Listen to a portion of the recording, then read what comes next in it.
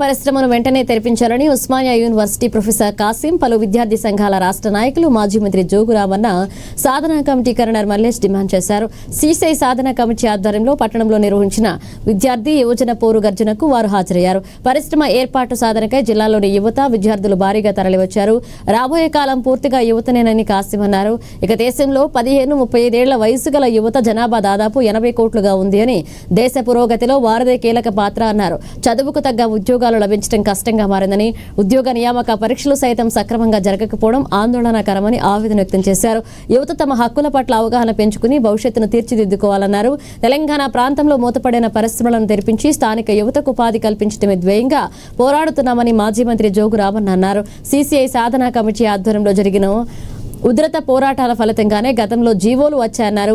సిసిఐని పునఃప్రారంభిస్తే స్థానిక యువతకు సుమారు 6,000 ఉద్యోగాలు లభిస్తాయని, ఇందులో 80% పైగా ఉద్యోగాలు జిల్లా వాసులకే దక్కుతాయని కన్వీనర్ మల్లేష్ అన్నారు. సిసిఐ ప్రారంభించిన సమయంలో స్థానికులకు నైపుణ్యం లేకపోవడం వల్ల ఇతర ప్రాంతాల వారిపై ఆధారపడాల్సి వచ్చిందని, అయితే ప్రస్తుతం ప్రతి ఇంట్లో ఇంజనీరింగ్, పాలిటెక్నిక్, ఐఐటి విద్యార్థులు ఉన్నారని గుర్తు చేశారు. ఎన్నికల సమయంలో బీజేపీ నాయకులు సిసిఐ పునఃప్రారంభంపై రకరకాల హామీలు ఇచ్చి ప్రజలను మభ్యపెట్టాలని విమర్శించారు.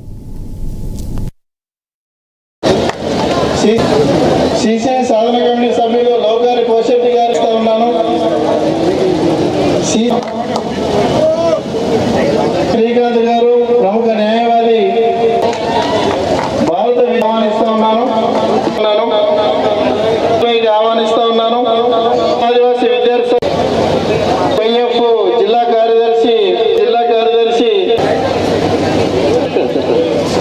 ఈరోజు అంతర్జాతీయ యువ దినోత్సవం సందర్భంగా ఈ రోజు మీరు అందరూ అనుకుంటే ఆదిలాబాద్ లో సిమెంట్ పరిశ్రమను ఆదిలాబాద్ చెందిన ద్వారా సాధించుకుంటామా, సాధ్యమా కాదా మీరు ఒకసారి చెప్పాలని చెప్పి మీ అందరూ విజ్ఞప్తి చేస్తున్నాం. ప్రియమైన విద్యార్థులారా, అయితే కాశీం గారు చెప్పినట్టు ఆదిలాబాద్ లో కూడా సిమెంట్ పరిశ్రమ కేంద్ర ప్రభుత్వ రంగ సంస్థ కూడా మూతపడ్డది. ఈ రెండుటి రామన్న గారు, ఈ మంత్రులు మీరు ఎట్టి పరిస్థితుల్లో కేంద్ర ప్రభుత్వం నొప్పియండి, ఆ పేపర్ మిల్ కాగానే కూడా తెరిపించమని చెప్తే నాయకులు చెప్తున్నాం.